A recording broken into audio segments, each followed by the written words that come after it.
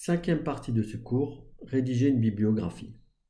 Dans cette partie du cours, j'ai voulu vous donner des clés pour intégrer une bibliographie dans un texte, un article ou encore un manuscrit de thèse ou de stage, un rapport de stage. Je vous rappelle que le travail bibliographique peut être utilisé pour introduire un sujet, donc dans l'introduction d'un article, d'un rapport de stage, pour discuter un résultat, ou encore pour faire un état de l'art du sujet. Alors, pour ce qui est de l'introduction, par exemple d'un article, on va se poser à nouveau la question, et c'est l'exemple du cours, de la synthèse de nanoparticules d'or par voie verte, et plus précisément en utilisant des feuilles de thé. Et pour cet exemple-là, pour imaginer l'introduction d'un article, on va poser une question plus précise, qui est l'effet de ces nanoparticules-là, synthétisées de la sorte, sur le comportement de cellules. Alors, l'idée dans une introduction, c'est donc de démontrer que la question qui est posée, c'est une question qui est originale, une question qui n'a pas encore été posée, ou alors une question qui est pertinente parce qu'elle nécessite d'être posée. On démontre dans l'introduction qu'il y a éventuellement une lacune sur ce sujet. Alors, l'idée, c'est de situer le sujet d'une façon très générale, en ciblant vers la question posée, de sorte à démontrer que cette question-là, elle est pertinente. On arrive naturellement par rapport à, entre guillemets, l'état de l'art, ou ce que l'on sait des travaux sur ce sujet, que cette question, elle mérite d'être posée et permettrait de répondre à telle ou telle question, telle autre question, à soutenir éventuellement une hypothèse. Alors, pour partir de façon très large, je dirais que, par exemple ici, on peut imaginer, raconter que les nanoparticules trouvent des applications nombreuses dans les technologies, dans le domaine de la médecine, par exemple. Puis on va commencer, alors là, chaque fois qu'on fait cette affirmation-là, même si c'est des choses assez générales, on va essayer de l'étayer par une référence. Et vous voyez que là, on est dans une affirmation quand même assez générale, et on peut imaginer trouver un article de revue à ce sujet. On peut commencer à cibler en disant que, plus spécifiquement, les nanoparticules d'or trouvent des applications en médecine dans ce domaine, dans ce domaine, dans ce domaine. À chaque fois qu'on cite le domaine ou un exemple d'application, on met la référence correspondante. On peut après commencer à cibler l'aspect voie verte en disant qu'il est possible de synthétiser des nanoparticules par voie verte, démontrer, alors encore une fois, donner des exemples. Alors on peut cibler encore ici une nanoparticule, puis aller vers les nanoparticules d'or. Vous voyez qu'il y a à chaque fois un degré de détail ici qu'il faudra définir pour que l'information reste complète et que la lecture reste plaisante et assez dynamique quand même, qu'on ne se perde pas dans les exemples et les références. Donc basculer sur les avantages de la voie verte, qui est essentiellement, d'après ce que j'ai lu de la littérature, donc la biocompatibilité. Utiliser des extraits de thé semble être avantageux du point de vue de la biocompatibilité par rapport à d'autres produits chimiques. Après, on peut aller directement sur la citation de travaux qui ont utilisé des stratégies et démontré donc des stratégies de synthèse de nanoparticules d'or par voie verte, ou de nanoparticules d'une façon générale, et par voie verte, et qui démontrent la biocompatibilité. Okay. Puis on peut encore cibler sur des choses qui sont vraiment spécifiques à l'étude, peut-être avec la synthèse de nanoparticules d'or spécifiquement avec du thé, spécifiquement pour démontrer un comportement particulier par rapport aux cellules, qui est notre sujet. L'idée, c'est de savoir dans quelle mesure on se démarque de ces autres travaux. Et quand on fait cette partie-là, l'idée, c'est de montrer que un moment, il y a une question qui est posée. Hein, peut-être que l'idée, c'est de dire, ben voilà, les gens ont utilisé ce type de cellules. Par contre, il n'y a pas ou peu d'études sur l'effet de ces nanoparticules sur ces cellules ou sur ce comportement cellulaire-là. Vous voyez? Donc on démontre que la chose n'a pas encore été faite, que la question est ouverte et qu'il y a un intérêt à poser la question. Et là, on déboule sur notre question et éventuellement, on rajoute, avant de commencer l'article, la stratégie qui peut, la stratégie expérimentale, le choix des matériaux, qui peut être une originalité en soi. Donc moi, pour être plus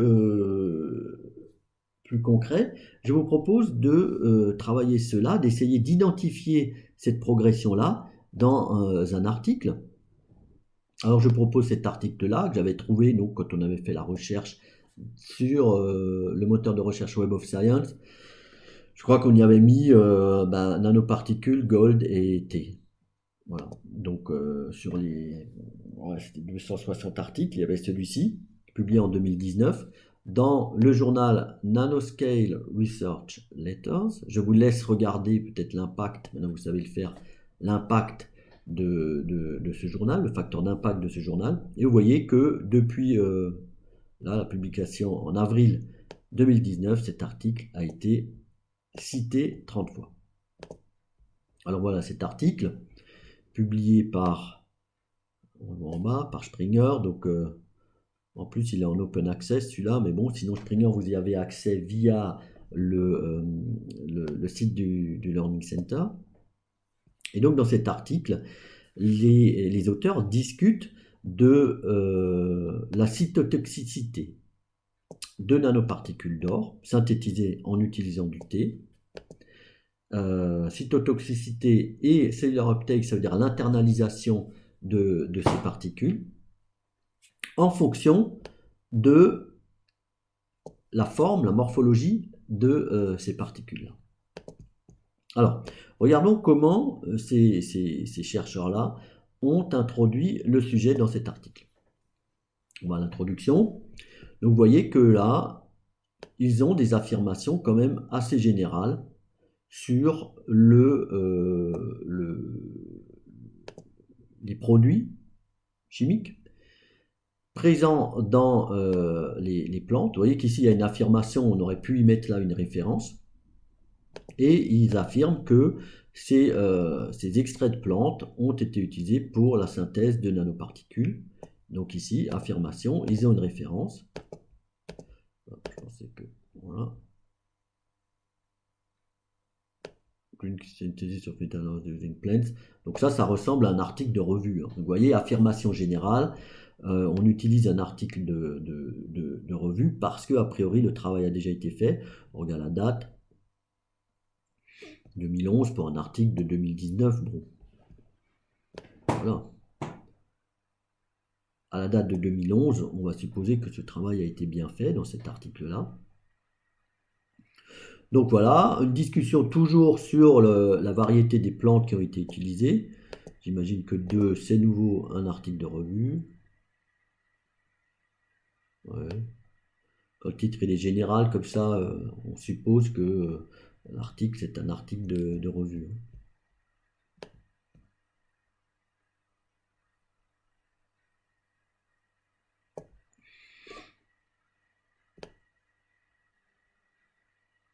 Donc là, il cite même, vous voyez,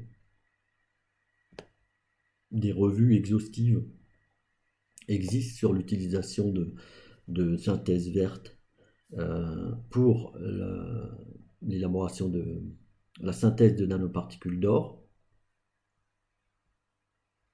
Bon, il donne aussi des applications ici pour ces nanoparticules d'or, comme catalyseur, antioxydant, agent antimicrobien, anti-cancer. Là, on a quelque chose d'assez singulier, je dirais, c'est que les auteurs ont décidé de mettre tout un chapitre sur le travail qu'ils ont fait sur leur synthèse de nanoparticules d'or et d'argent, mais qui portent sur plutôt, d'après ce que j'ai lu, sur des propriétés antibactériennes, qui ne sont pas discutées dans l'article. Donc, bon, à voir peut-être la pertinence de ces citations-là, si ce n'est qu'ils démontrent qu'ils ont déjà travaillé sur la synthèse de nanoparticules d'or et d'argent en utilisant des différents extraits de plantes. Puis ils ciblent à nouveau ici sur des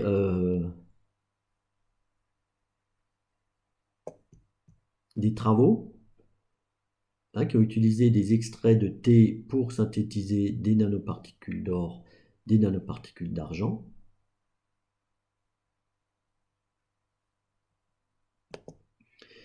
Il rajoute ici, dans ce nouveau paragraphe, une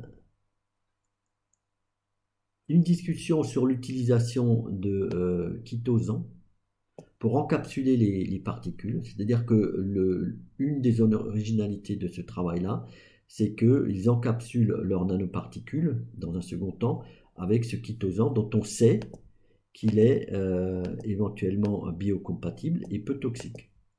Vous voyez ? Mais je dirais que la formulation ici n'est pas forcément évidente, quoi. C'est-à-dire que l'idée, c'est vraiment de trouver une fluidité pour dire que voilà, parmi tous ces travaux, nous, on a rajouté cette originalité-là de encapsuler les nanoparticules synthétisées avec du thé par du chitosan dont on sait qu'il augmente la biocompatibilité, etc. Il faut vraiment mettre le point là-dessus que ces choses-là n'ont pas encore été montrées, mais qu'ils ont un intérêt. Vous voyez que là, il raconte que le chitosan, les nanoparticules de chitosan peuvent modifier l'internalisation par des cellules, donc c'est bien le sujet de leur étude, l'internalisation des nanoparticules d'or par les cellules. Donc là, il cite les travaux qui montrent que cette internalisation peut être modifiée quand on a, au moins à l'extérieur de la particule, du chitosan. Donc il postule, ou il propose l'hypothèse que encapsuler les nanoparticules d'or ainsi produites peut éventuellement modifier l'internalisation. Là, dans ce cas, il propose de modifier, alors non pas les particules d'argent, donc moi j'aurais pas mis argent ici, mais bon, il propose de modifier la morphologie des particules en utilisant des nanosphères, mais également des nanostars, des nanoétoiles. Donc ça, c'est une originalité. Et par ailleurs, ils ajoutent une forme en bâtonnet, des nanorods, mais qui sont cette fois-ci synthétisés par une méthode conventionnelle, sans utiliser d'extrait de thé. Donc ces trois tailles-là ont été, ces trois formes-là, morphologie, ont été encapsulées avec du chitosan pour augmenter la biocompatibilité. Okay, bon, moi je dirais que la question n'est pas forcément bien amenée comme cela, mais bon là c'est une question aussi de style, mais l'idée c'est vraiment de démontrer que la démarche ici d'encapsuler, donc de synthétiser avec le thé et de rajouter cette encapsulation, elle est éventuellement pertinente. Parce qu'on sait qu'une encapsulation peut modifier et que visiblement ça n'a pas encore été fait. Hein, donc ça c'est sous-entendu dans cette introduction-là. Et après, il raconte comment ils ont fait, voilà, l'internalisation. Alors d'abord, pour mesurer la cytotoxicité, donc la toxicité par rapport aux cellules, ils ont utilisé ce test-là, qui s'appelle le test MTT, et ils l'ont appliqué à 4 types de cellules cancéreuses. Voilà ici. Donc ça, la méthodologie, la stratégie expérimentale peut également pointer vers une originalité, hein, comme je l'ai dit tout à l'heure. Donc vous voyez que là, on a peu ou prou un schéma qui amène, mais dans cet exemple-là, de façon, je dirais, assez peu tranchante, vers la pertinence de la question et de l'originalité de la question. Hein, je me permets de critiquer là, mais bon, j'aurais peut-être pas forcément fait mieux non plus. Hein. J'aurais dû peut-être prendre même un de mes articles pour apporter un regard critique là-dessus. Alors, si l'approche ici vers la question n'est pas forcément tranchante ou vraiment en forme d'entonnoir, comme je vous l'ai décrit tout à l'heure sur la diapo, moi je vous propose cet article-là. Donc j'avais aussi mis Gold qui... Alors il n'y a pas nanoparticles là, parce que eux, ils vont s'intéresser à des clusters. Hein, c'est-à-dire qu'ils vont faire des nanoparticules et ces nanoparticules vont s'assembler de sorte à former des clusters, des agrégats de nanoparticules. Et il se trouve que ces agrégats de nanoparticules ont éventuellement des propriétés thermiques, photothermiques, et des applications en chimiothérapie. Et là, j'ai l'impression que donc l'article il est ici, j'ai l'impression que cette introduction en entonnoir est un peu plus, comment dire, tranchante, quoi, affûtée. Donc je vous propose de faire ce même travail, de repérer dans l'introduction le positionnement. Alors, dans la plupart des cas, c'est quand même bien fait parce que c'est une partie qui est importante, hein, parce que ça justifie le travail. Vous allez peut-être tomber sur des articles où bon, cette méthode d'entonnoir est peut-être moins visible, hein, au plus bâclé, hein, moi je dirais. Mais là, l'idée, c'est encore une fois, donc c'est à partir de ce schéma en entonnoir, de repérer les affirmations assez générales au départ, éventuellement vers la fin.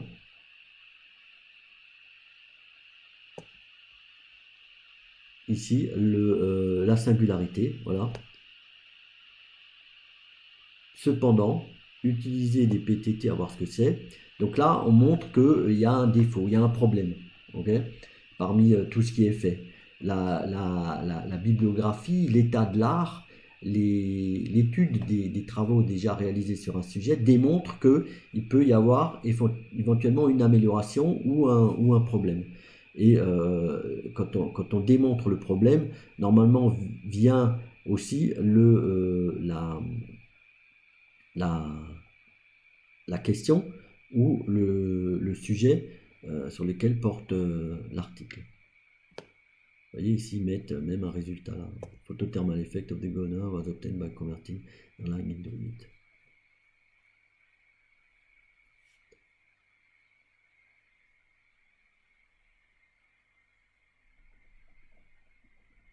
This interaction may provide an opportunity for efficient docks. Donc vous voyez que là on a une hypothèse, quoi. Hein.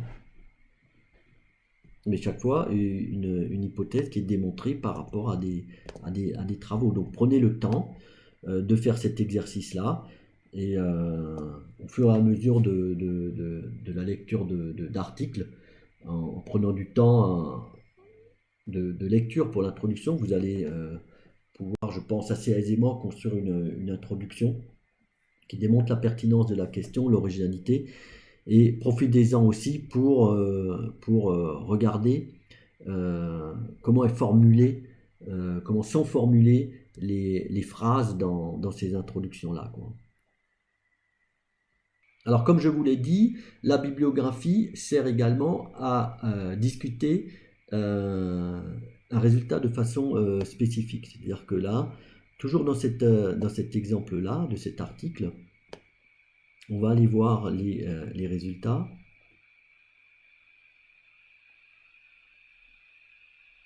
Et en particulier, les résultats portant sur la cytotoxicité. Oui, c'est ça, les nanoparticules en étoile, hein, les nanostars.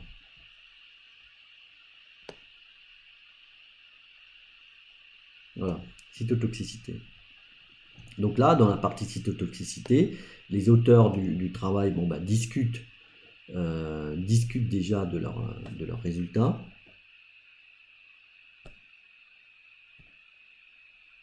Donc on est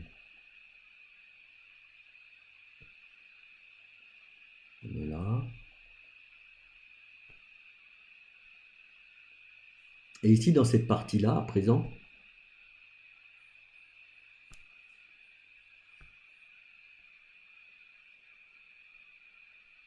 vous voyez qu'ils recommencent à citer des articles. Et en fait, ils démontrent que, eux, dans leurs travaux, que ici, les nanobâtonnets sont les plus toxiques dans leurs études. Et ils vont discuter ce point-là. Donc, c'est-à-dire qu'ils vont citer les articles qui ont démontré déjà la même chose. Donc, d'une façon générale, ils citent des articles qui démontrent que la cytotoxicité de nanoparticules d'or est dépendante de leur taille et de leur morphologie. Ils donnent des exemples précis. Donc ça, c'est de façon générale. Ils donnent des exemples précis. Vous voyez qu'ils les détaillent même, hein. Les articles qu'ils citent, ils détaillent, ils rentrent dans la morphologie, dans la taille de ces nanostars. Il décrit aussi peut-être la cellule ici, type de cellule endothéliale. Ici, oui, ce sont les rods, les bâtonnets.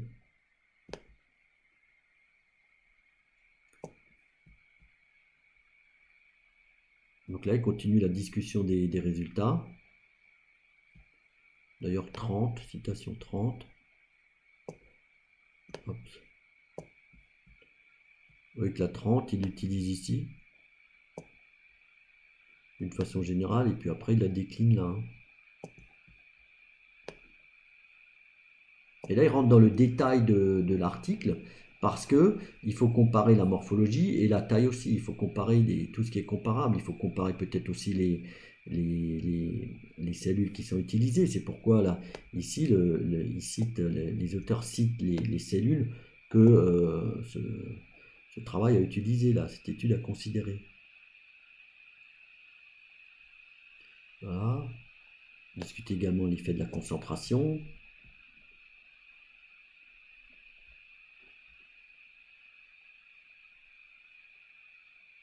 Vous voyez, donc là, c'est l'affirmation enfin, c'est la citation du résultat. La cytotoxicité de nanoparticules de morphologie différente a été évaluée dans les cellules épithéliales par, donc là, ils mettent le premier nom de l'auteur et coworker. Voilà une façon de citer le travail, la référence entre crochets, et ainsi de suite. Donc là, finalement, l'idée, c'est de montrer dans quelle mesure le résultat est éventuellement différent ou va dans le même sens de ce qui a déjà été montré. Est-ce que d'autres ont montré une cytotoxicité différente quand on a des formes en étoile? Est-ce que la tendance est similaire, équivalente? Mais par contre, on peut également aussi mettre un bémol à des affirmations, par exemple, en disant ici qu'il y a d'autres mécanismes qui peuvent produire une cytotoxicité que la morphologie. Voilà. Et il cite des gens qui ont démontré que, effectivement, il n'y avait pas uniquement la morphologie qui pouvait compter. Et donc là, ils prennent des précautions et suggèrent que ils vont examiner ces effets-là plus en détail dans une autre étude. Donc là, je vous propose de prendre un peu de temps pour regarder dans quelle mesure la bibliographie peut être utile pour situer un résultat, démontrer son originalité, etc. Et encore une fois, prenez du temps pour regarder les formulations qui sont utilisées dans ces parties-là. Évidemment, vous pouvez faire le même travail pour cet article-là. Voilà. Donc, vous avez une discussion de résultats. Voilà. Vous regardez l'endroit où on a les citations d'articles et vous regardez comment ces articles sont utilisés pour discuter le résultat. Un autre objectif donc d'une bibliographie est d'établir un état de l'art, c'est-à-dire avoir une vision d'ensemble sur ce qui a été fait sur un domaine. Et ça, c'est un travail donc qu'on peut retrouver dans l'introduction d'un article, éventuellement aussi la discussion d'un résultat. Hein. On a une source pour notre recherche bibliographique, puisque les auteurs de l'étude discutent leurs résultats par rapport à ce qui a été fait, mais la trouver comme ça d'une façon globale et assez exhaustive, ça, c'est plutôt je dirais, le lieu d'une thèse. Alors, en guise d'exemple, on va considérer cette thèse-là, une thèse donc effectuée à Paris 13 par M. Aufort, voilà, sous la direction de ces messieurs, avec ce jury-là. Voilà, date 2016. Alors, dans les thèses, comme je l'ai dit, on trouve cet état de l'art. Alors, pas forcément nommé tel quel. Alors, je cherche le sommaire. Voilà. Donc, vous voyez qu'ici, bon, dans ce titre-là, a priori, on a quelque chose d'assez assez large. Donc, a priori, le travail de biblio se fait là-dedans. Là, les références.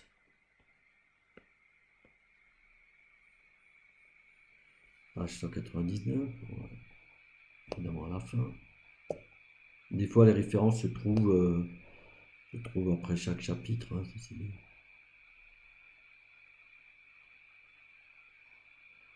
Donc, ouais, j'essaie de trouver la fin des références. Ouais, c'était là. Bon, cette thèse se base sur 199 articles. C'est quand même pas mal. Hein, ça veut dire que sur les 3 ans de thèse, on a quand même une vision assez globale et une connaissance de ces articles, de sorte à pouvoir les intégrer dans la présentation d'un sujet, la justification, l'explication d'un résultat. Hein. Mais bon, il y a 3 ans pour cela. Alors,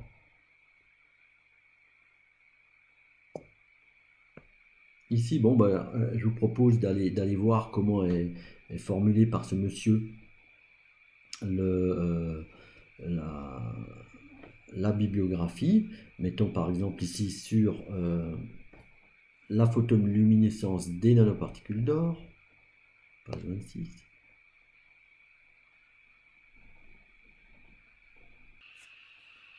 Voilà, donc moi je vous invite fortement à regarder la formulation qui est tout à fait correcte ici, mais très bonne, de la formulation pour citer des références dans une syntaxe finalement qui est assez fluide. Hein. Vous voyez que là on a une situation historique, quoi. C'est à partir des années 2000 que les propriétaires là. Les travaux, donc on cite Biglioni et al, c'est-à-dire avec d'autres et autres auteurs. Voilà, et on rentre dans le cœur du sujet. On explique là éventuellement le résultat, et après on complète les références avec d'autres travaux qu'on aurait trouvés sur le sujet. Donc ça c'est quelque chose d'assez court ici. On va regarder éventuellement une autre partie pour voir à quoi ça ressemble. Mais ça c'est un travail que je vous laisse faire. Hein. J'essaie de retrouver le sommaire.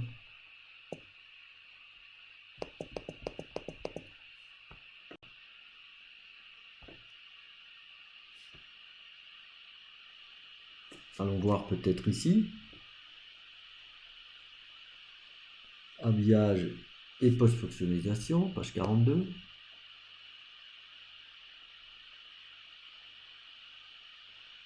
En fait, il faut vous inspirer de choses qui sont bien faites, quoi. Pas copier, auquel cas on cite. En tout cas, là, on a des formulations qui sont tout à fait correctes et que vous pouvez adapter à vos références, quoi. Bien sûr, le message ne sera pas le même, mais dans la forme quand même.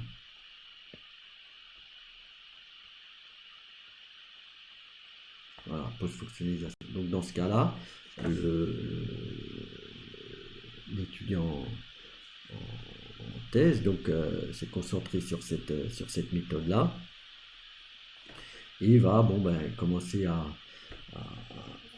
discuter d'une façon générale la méthode, et puis ici, on va commencer à citer des gens qui ont suivi visiblement cette méthode. Alors j'ai pas tout lu quoi, mais regardez la façon dont c'est cité. Donc on commence par les auteurs. Intervirth et al. Propose une synthèse où, voilà, et on décrit, on met un point, on rentre encore un peu dans les détails,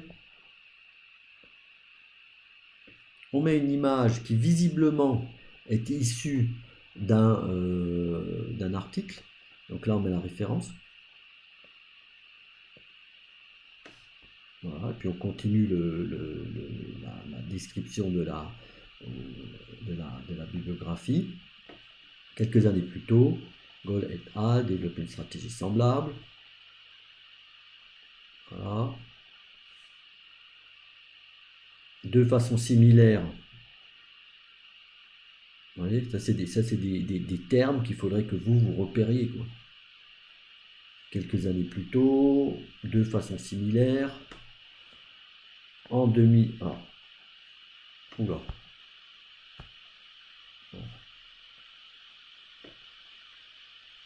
En 2001, émerge une nouvelle catégorie de réactions, dont les critères sont définis par Colfin et Sharpless. Vous voyez comme c'est écrit, hein. Donc, réalisable sur une recherche sans sous-produit avec d'excellents rendements. Ce couplage est impuissant. Tac, tac, tac, ça c'est l'intérêt.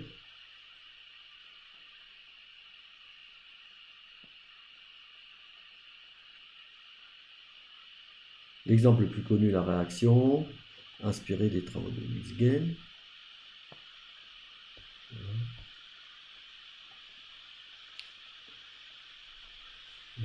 Belle phrase de transition, a été élargie à l'élaboration d'assemblages supramoléculaires d'une façon générale, et on commence à citer les exemples. Ainsi, pour faire le lien, ont été élargis à l'élaboration d'assemblages supramoléculaires. Ainsi, Zhang et al. Développent en 2012. Là, on est plutôt sur des aspects historiques, puisqu'il énumère visiblement ces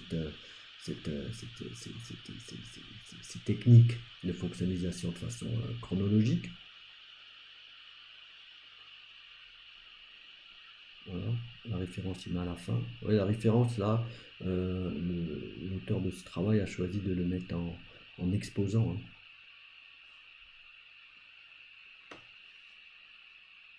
Voilà. Longue description du principe. Ça, on rentre plus ou moins dans les détails en fonction de son sujet à soi. Et on remet la référence ici puisque c'est visiblement une image qui était extraite de cet article. Et pour finir, j'ai vu, on peut remonter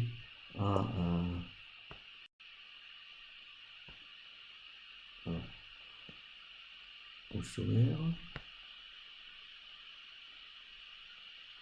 J'ai vu qu'il y avait une conclusion ici. On peut aller jeter un œil.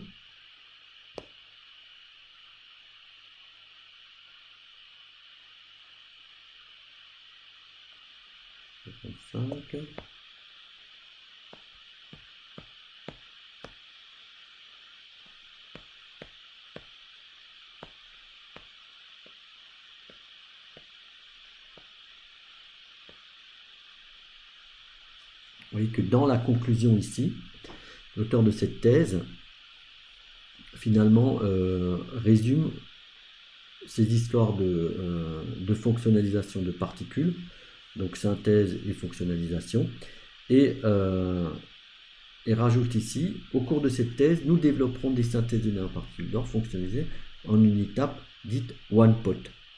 L'idée, c'est d'essayer de faire ces étapes de fonctionnalisation d'un seul coup. Et vous voyez que son approche ici, quand il dit ça, il montre l'originalité de l'approche en ce sens que il fait des choses différemment que ce qui est fait d'habitude, proposant une nouvelle technique. Et on voit ici que C'est même écrit explicitement dans la légende de cette figure, puisqu'il décrit ça comme une méthode, une stratégie qui est alternative à ce qui est fait habituellement dans la synthèse, dans la fonctionnalisation de nanoparticules. Donc vous voyez que finalement, je dirais ce qui est assez important, c'est de lire et de regarder comment les choses sont écrites et en ciblant les choses qui sont bien faites ou en tout cas qui vous plaisent. Okay, ceci pour progresser. Il ne s'agit pas de copier, mais en tout cas de s'inspirer pour essayer d'avoir une formulation et une intégration de cette bibliographie la plus souple, la plus fluide et la plus agréable à lire.